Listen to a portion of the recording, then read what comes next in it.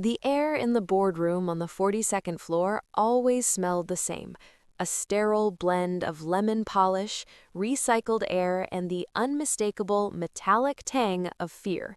I'd spent 15 years learning to breathe that air, 15 years navigating the invisible currents of power, boring to outsiders, but to anyone who understood how money actually moved in this city, it meant I held the keys to the kingdom.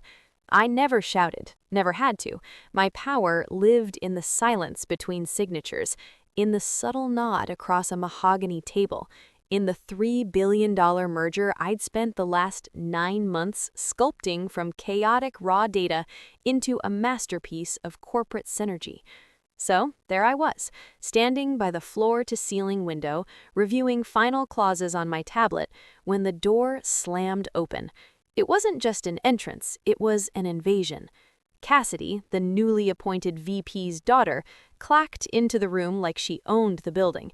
24 years old, armed with a freshly printed MBA her father had probably donated a building wing to secure, and wearing a smirk that suggested she genuinely believed she was the main character in a movie where everyone else was lucky to be extras. It was her first day, literally her first hour.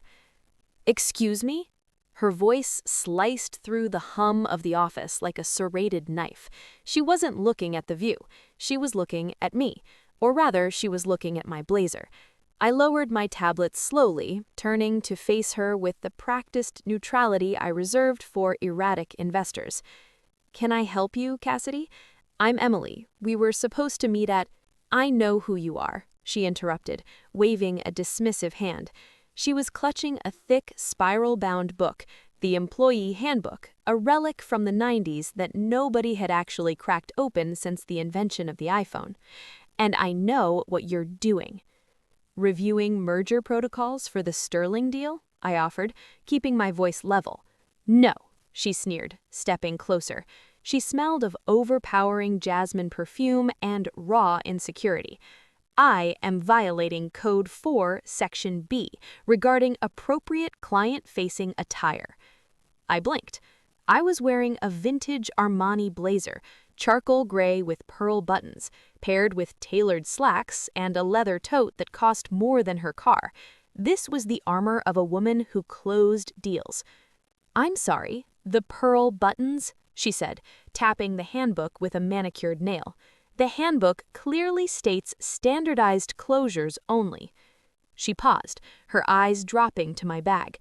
"And that bag? It looks distressed. We don't do distressed here. We represent excellence." The room had gone dead silent. The analysts in the glass cubicles had stopped typing. Junior associates were frozen mid-sip of their lattes. Now, this is the part where I usually tell you, if you enjoy watching train wrecks in slow motion or stories about people getting exactly what they deserve, hit that subscribe button and drop a like. Because trust me, the crash is coming. But right then, nobody was moving. "Cassidy," I said, my voice dropped an octave, deadly calm. "I'm meeting with Marcus Sterling in 48 hours to finalize a $3 billion acquisition. This blazer is not the issue. The issue is that you are interrupting my preparation." She turned a shade of red that clashed violently with her scarf. She wasn't used to pushback. She was used to daddy's credit card and terrified interns. "I am the vice president's chief of staff. I am enforcing standards. If you can't follow the basic rules of this company, how can we trust you with its future?" It was so absurd I almost laughed, but then I saw the gleam in her eye. She didn't care about the buttons. She wanted a scalp. She wanted to prove on day one that she was the alpha predator. She'd picked me because I looked established, and taking down the matriarch is the quickest way to terrify the pack. "Go home, change, write a formal apology to HR for the infraction," she commanded, crossing her arms. I looked at her, really looked at her. I saw the tremor in her hands, the desperate need for validation, and I saw the complete absence of understanding about what I actually did for this company. "No," I said simply. "Excuse me?" "No, I have work to do." I turned back to the window. "You're fired." The words hung in the air like a bomb that hadn't quite detonated. Heavy. Ridiculous. I turned back around. She was panting slightly, eyes wide. She'd committed. She'd pulled the pin without checking if the gun was loaded, or pointed at herself. "You can't be serious," I said, not pleading, analyzing. "I am your superior by proxy, and you are insubordinate."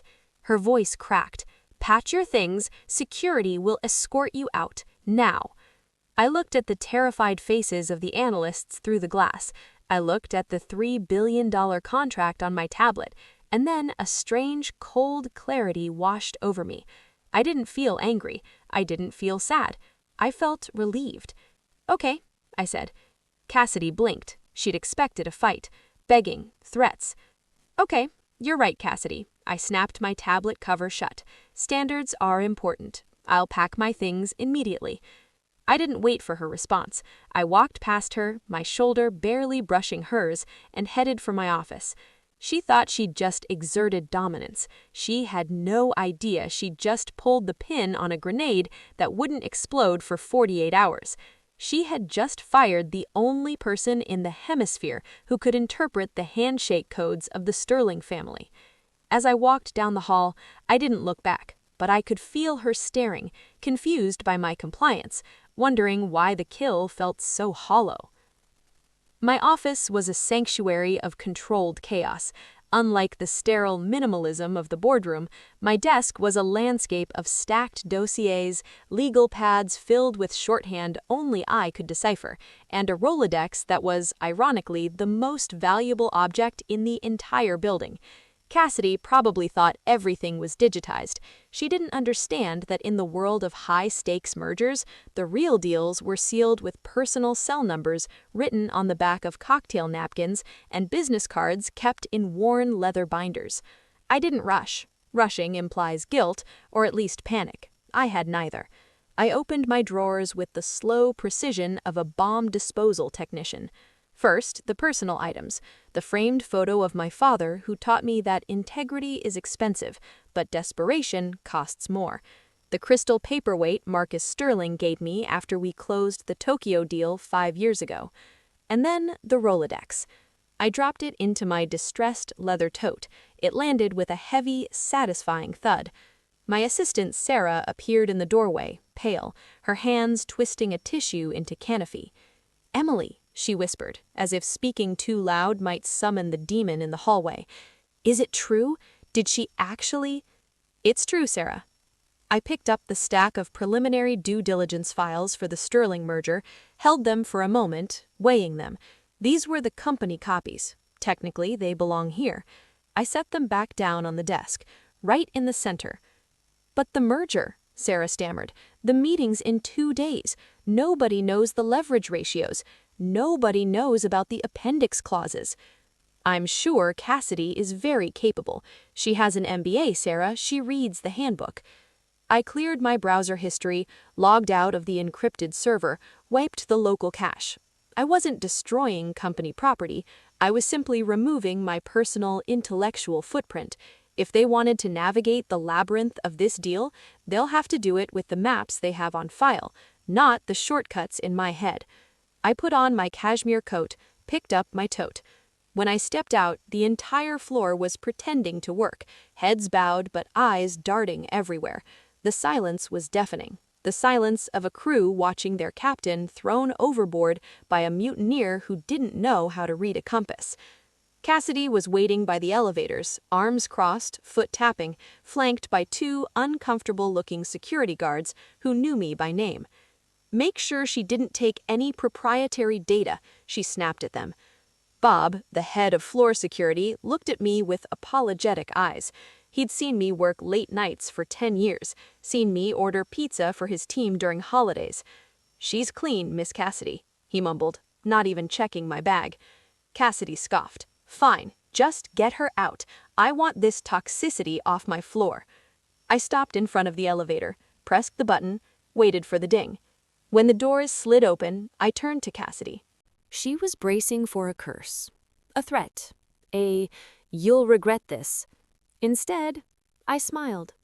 A genuine smile, The kind you give someone who's just handed you a winning lottery ticket while thinking it's a parking fine. "Thank you, Cassidy." Her brow furrowed. Confusion cracked her mask of arrogance. "What?" "For clarifying the priorities of this organization. It's been illuminating." I stepped into the elevator. "Good luck with the merger. The appendices are tricky." "What appendices?" She stepped forward as the doors began closing. "The file is complete. I saw the digital drive." "Digital drives are so impersonal," I said softly.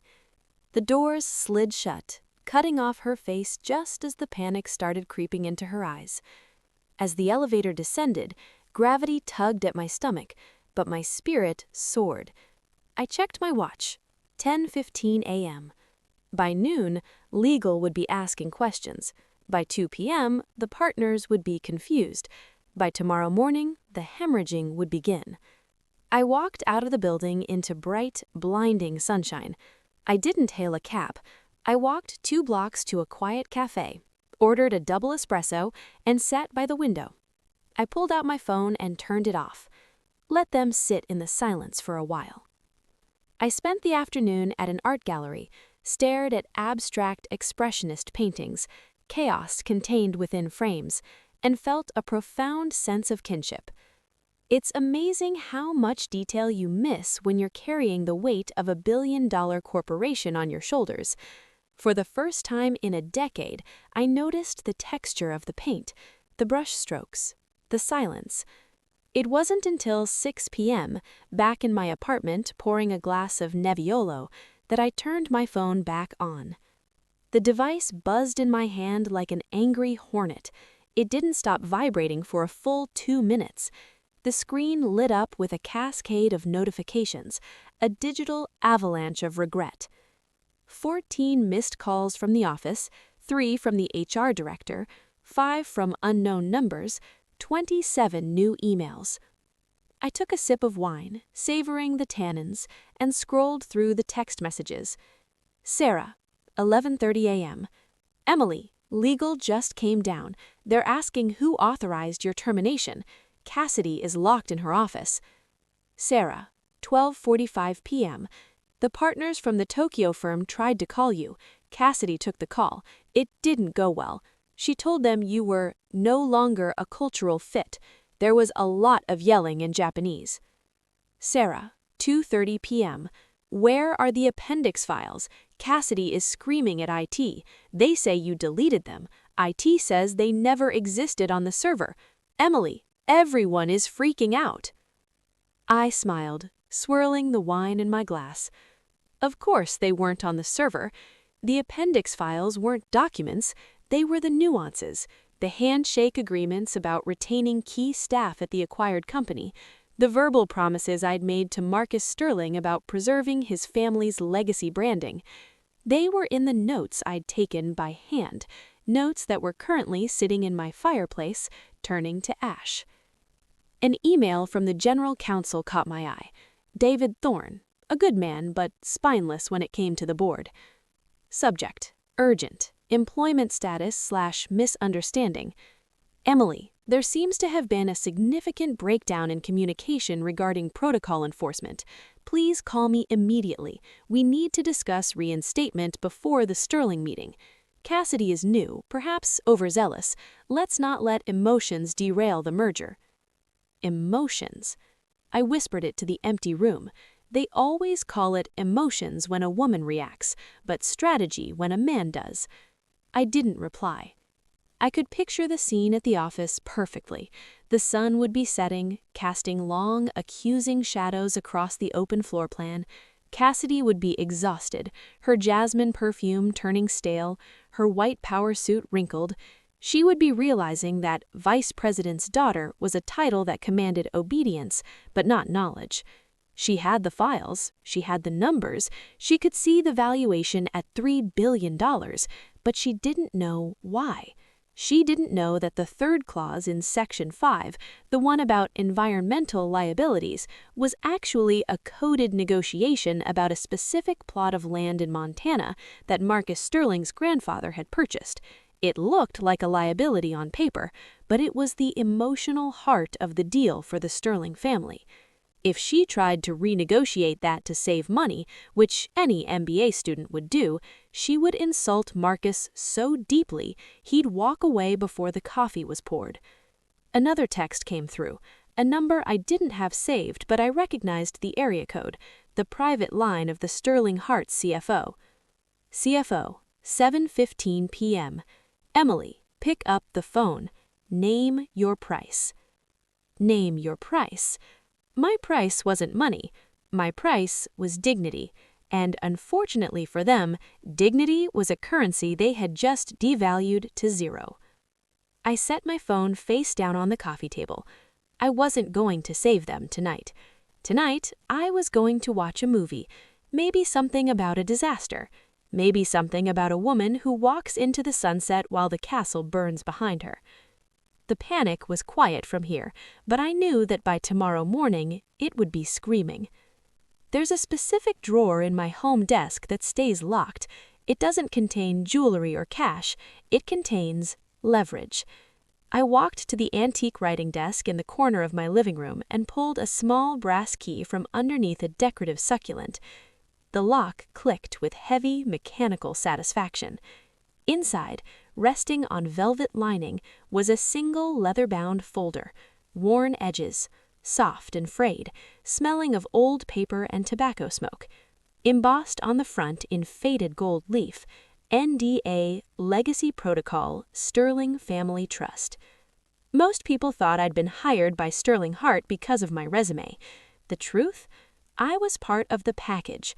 5 years ago, Marcus Cyrus first considered letting outside capital touch his family empire. He had one condition. He wanted a liaison who understood old money. Not the loud, flashy wealth of tech billionaires, but the quiet, guarded wealth that moves in centuries, not quarters. My father had been Marcus's father's attorney. I grew up playing hide-and-seek in the library of the Sterling estate, while the men smoked cigars and discussed trust funds. I wasn't just an employee. I was the bridge, the translator between the cold, predatory capitalism of my firm and the feudal loyalty of the Sterling family. Inside the folder was a single sheet of paper with a phone number, not a business line, the number to the phone Marcus kept in his breast pocket. I sat there for a long time tracing the numbers with my finger. Calling this number was the nuclear option. It would breach every confidentiality clause in my employment contract. Professional suicide. But then I remembered Cassidy's face, the way she'd looked at my blazer like it was a contagion, the smugness when she fired me in front of people I'd mentored for years. I picked up my phone, dialed the number. It rang twice. "This is Marcus." Deep, gravelly, instantly familiar.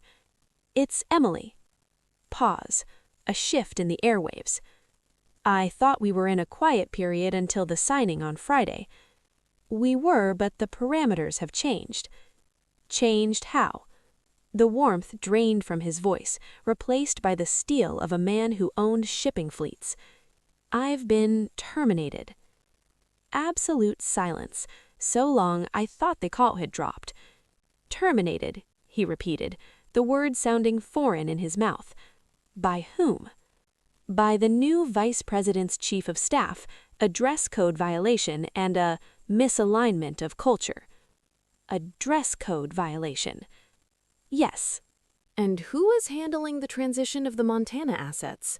Nobody. Cassidy believes the files on the server are sufficient. I heard a sound that might have been a laugh or might have been a growl. The files on the server list the Montana property as non-revenue generating acreage. Without your addendum, the algorithm will flag it for liquidation within 6 months. Correct. So they fired the only person who knows where the bodies are buried, and they did it 2 days before the biggest merger in their history. That appears to be the situation. "Emily," his voice dropped to a conspiratorial whisper, "are you free for breakfast tomorrow?" "I'm unemployed, Marcus. I'm free all day." "Good. Meet me at the Pierre, 8 a.m. "And Emily?" "Yes?" "Don't sign anything with them. Not a severance package, not an NDA extension, nothing." I wouldn't dream of it. I hung up. My heart was pounding, a slow, heavy drum in my chest.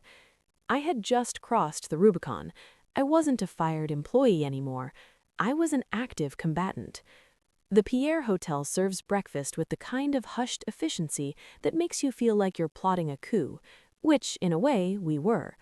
Marcus Sterling looked exactly as he always did, immaculate in a navy suit, silver hair swept back, eyes that had seen everything and were impressed by none of it. We didn't discuss the weather, we didn't discuss the menu. They called my team this morning, Marcus said, buttering toast with surgical precision. Oh? Yes, a woman named Cassidy. She sounded breathless. He paused, amusement flickering in his eyes.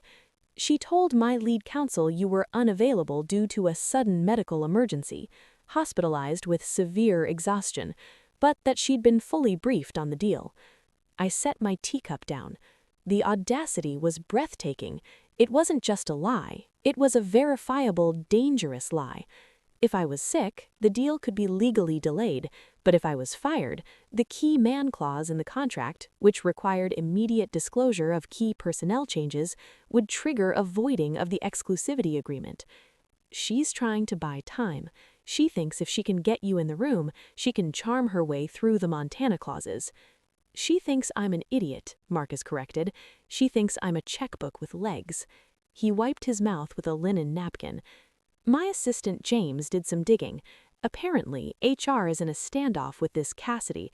The board wasn't notified of your termination until this morning. The CFO is reportedly throwing staplers. That sounds like Henderson. Here's the situation, Emily. Marcus leaned in. I don't do business with amateurs, and I certainly don't do business with liars. The deal with Sterling Hart is dead. He let the word hang there. But I still need to sell, and I still want you to run the transition. He reached into his briefcase and pulled out a thick document.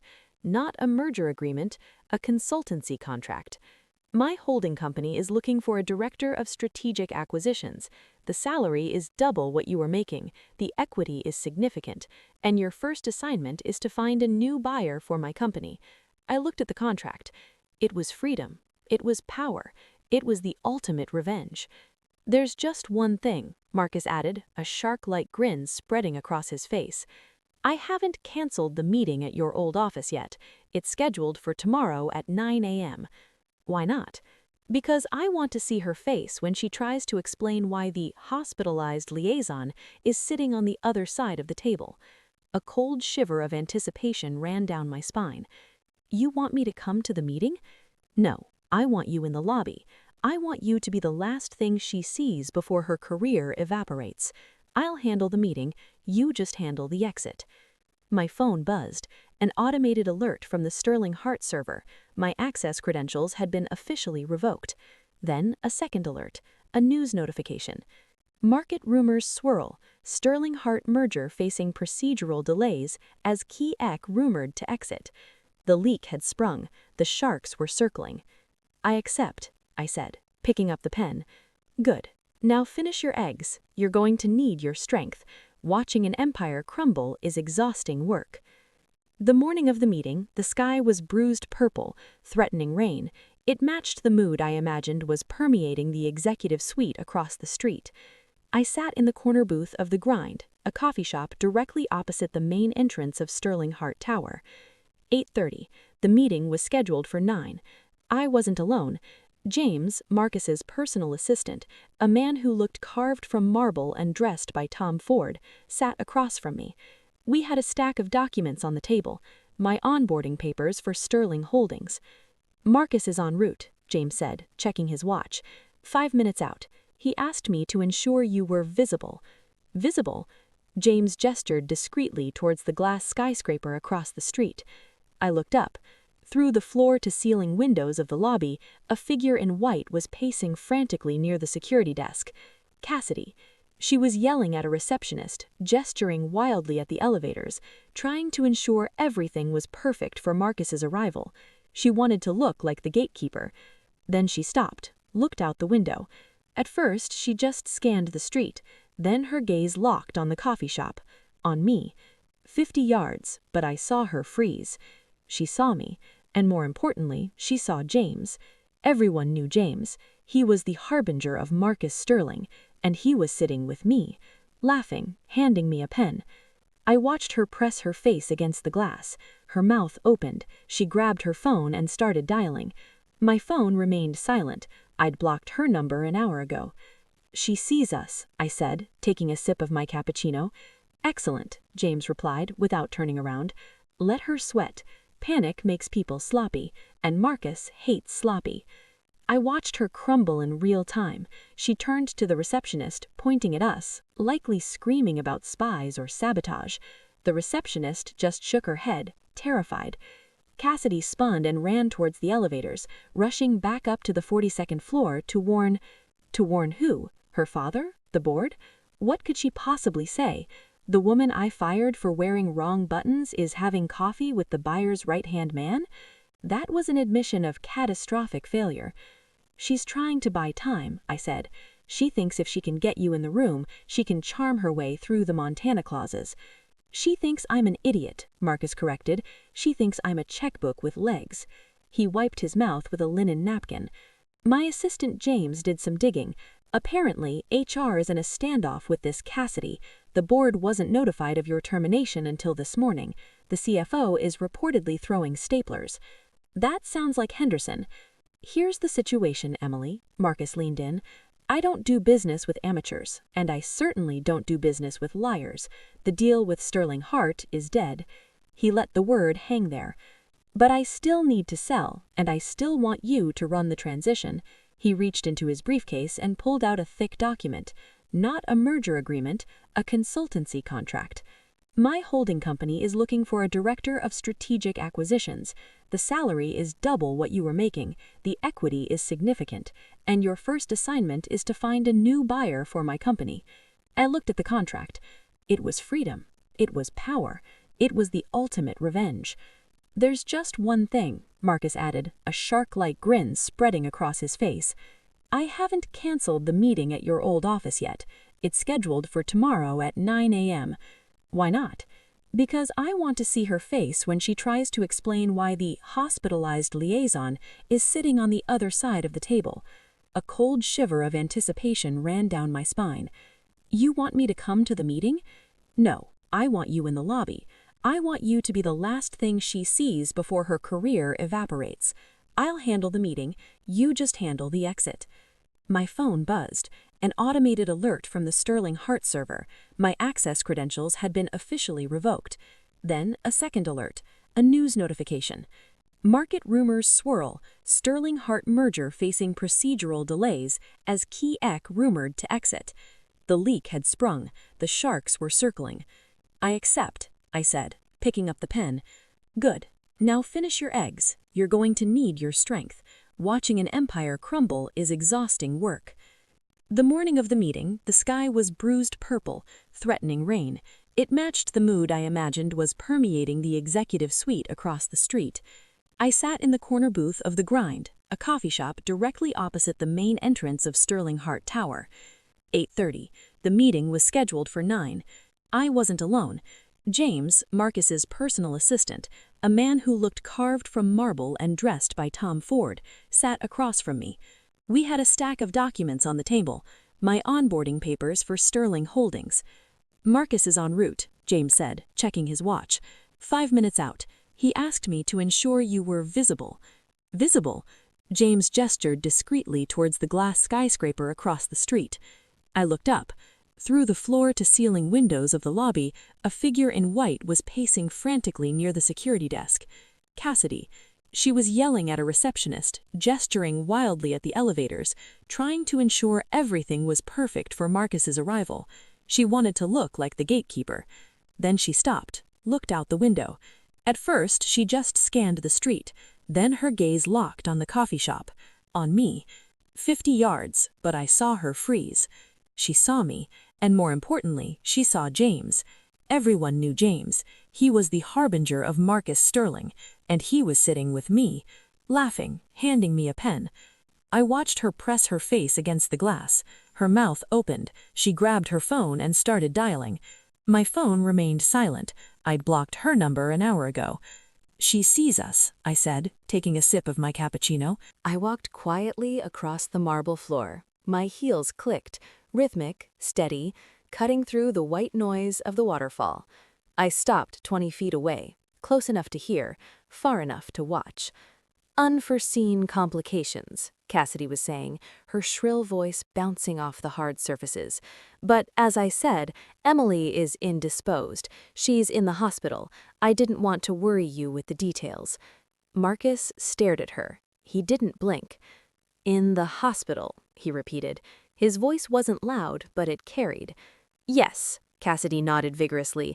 Very sudden, but she briefed me fully. I'm ready to proceed with the signing. Marcus reached into his pocket, pulled out his phone, tapped the screen once. That's strange, he said, because I just received a text from her. She says the coffee across the street was excellent. Cassidy froze. The blood drained from her face so fast she looked like a wax figure. The CFO's head snapped up. What? Marcus turned slightly, scanning the lobby. His eyes landed on me. He didn't smile. He just nodded.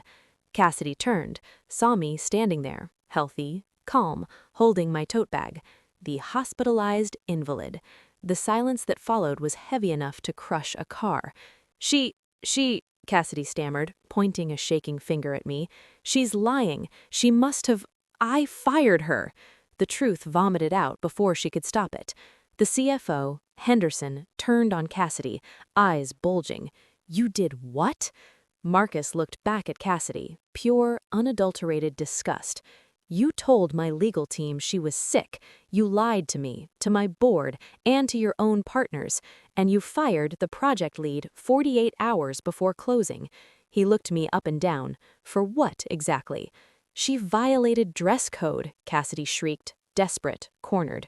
Her buttons, her bag, it's in the handbook. Marcus laughed, a dry, harsh sound. You fired the architect of a $3 billion deal over buttons. He turned to the CFO. Is this the leadership I'm buying? Is this the judgment I'm investing in? Mr. Sterling, please. Henderson stepped forward, hands raised. This is a misunderstanding. She's new. We can bring Emily back, reinstate her immediately, with a bonus. Marcus raised a hand. No. He turned to me. Emily, are you employed by this company? I stepped forward. No, Mr. Sterling. My employment was terminated for cause effective Tuesday morning. Then you have no authority to negotiate, none whatsoever. Marcus turned back to the group, looked at Cassidy, who was trembling now, tears welling. Then there is no one here I trust to sign this paper. He signaled to James, who was standing by the door. The meeting is off. You can't, Cassidy screamed. My father will sue. We have a term sheet. Term sheets are contingent on due diligence and good faith, Marcus said. You have demonstrated neither. He turned on his heel. Good day. The moment the revolving door spun shut behind Marcus Sterling, the lobby exploded. Not physically, but the psychological blast wave was just as violent. Henderson, the CFO, a man who'd survived 3 hostile takeovers and a federal audit, turned on Cassidy with a face the color of ripe plum. You fired her? Henderson roared. The acoustics amplified his rage into a thunderclap.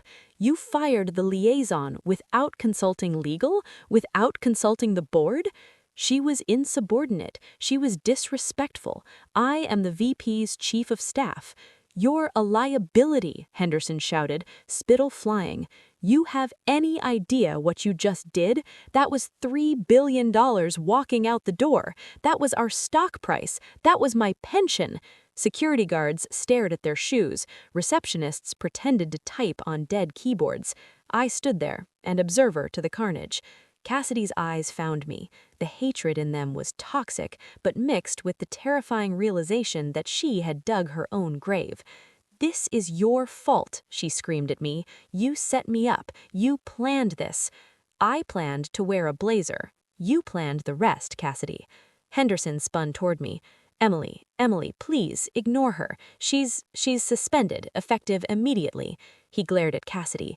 "Get out of my sight. Go to your father's office and wait there. Don't speak to anyone. If you tweet, if you text, if you so much as breathe publicly, I will sue you personally for breach of fiduciary duty." Cassidy let out a sob, a jagged, ugly sound, and ran toward the elevators, heels clicking frantically on the marble. Henderson composed himself, turned a desperate plastic smile toward me. "Emily, okay, the damage is bad, but it's not irreversible. We can call Marcus back. Tell him it's fixed. You're rehired, senior VP, 20% raise, stock options. Just pick up the phone. Fix this." I looked at Henderson. I'd worked for him for 10 years. He had never once asked about my family, never once said thank you when I saved a quarter's earnings with a clever negotiation. He only cared now because the ship was sinking. "I can't do that, Bob." "Why not? Name your number, we'll double it." "It's not about the number." I reached into my tote, the distressed leather one Cassidy hated so much, and pulled out a sleek, cream-colored envelope. "What is that?" Henderson asked. "My formal acknowledgement of termination." It was actually my onboarding packet for Sterling Holdings, but he didn't need to know that. "You can't rehire me." "Why?" "Because I've already accepted a new position." Henderson's face went slack. Who could possibly hire you this fast?" "The client." The realization hit him like a physical blow. He staggered back. "You're working for Sterling? As of this morning?" "As of this morning." I checked my watch.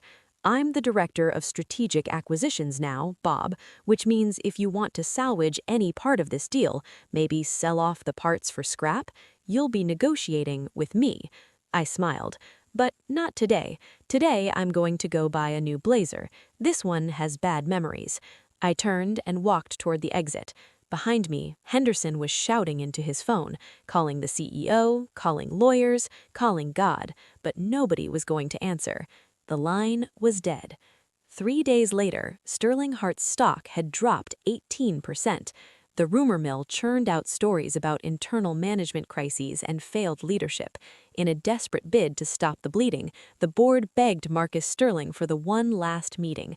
They promised the obstacles had been removed, promised the deal could be restructured, begged him to come to the table. Marcus agreed, on one condition. The entire executive team, including the vice president and his daughter, had to be present, to apologize. The boardroom was packed, the air conditioning was on full blast, but everyone was sweating. Cassidy sat at the far end of the table, looking small. Her white suit was gone, replaced by a drab gray dress. Her father, the VP, wouldn't even look at her. The doors opened. Marcus walked in, followed by James, and then me. I walked in last, wearing a new suit, black, sharp, with gold buttons. A collective gasp circled the room. Cassidy's head snapped up, her eyes went wide. "We believed this meeting was to discuss reinstatement of the merger," the CEO began, voice shaking. Marcus sat at the head of the table. He didn't open his briefcase. He simply folded his hands. "I'm not here to merge," he said. "I'm here to make an offer for the assets at 30 cents on the dollar." 30 cents? The CFO shouted. "That's robbery. We were at 3 billion. That was the price when you had competent leadership. That was the price when you had Emily." He gestured to me. "Emily is now advising me on the true value of your portfolio. She tells me that without the Montana transition, the environmental risk is catastrophic. She tells me the Tokyo partners have lost faith. She tells me the company is hollow." The room turned to look at me. The betrayal in their eyes was palpable. They expected loyalty from the person they discarded. "Emily," Cassidy whispered, "how could you? You worked here for 15 years. I looked at her. I didn't feel hate anymore. I felt pity. She was a child playing with matches who was surprised the house burned down. I did, and for 15 years I followed the code, I played the part, and you decided it wasn't enough." The VP spoke up. "We can fix this. Emily, come back. We'll fire Cassidy, give you her job. Just tell him to sign the original deal." The room held its breath. This was it, the offer of redemption, the return to the fold. I could have my old life back, but with a crown on my head. I looked at Marcus. He raised an eyebrow, waiting. "You ready to sign?" he asked, playing along. I looked at the CEO, the CFO, and finally at Cassidy. I smiled. It was the smile of a woman who knows exactly where the bodies are buried, because she's the one holding the shovel. "Sorry," I said softly, my voice echoing in the silent room. "She fired me. No deal." Marcus stood. "You heard the lady. The offer is 30 cents on the dollar. You have until 5 p.m. to accept, or we wait for the bankruptcy auction and buy it for 10. He turned and walked out.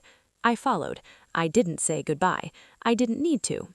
The silence behind me said it all. As we walked to the elevator, Marcus handed me a file. "Good work, Director." I took it. "Thank you, Marcus." The elevator doors opened. I stepped in, and for the first time in 15 years, I didn't check the mirror to see if my buttons were straight. I knew they were perfect. We went down, leaving the wreckage on the 42nd floor. And finally, I truly exhaled. So, there you have it. One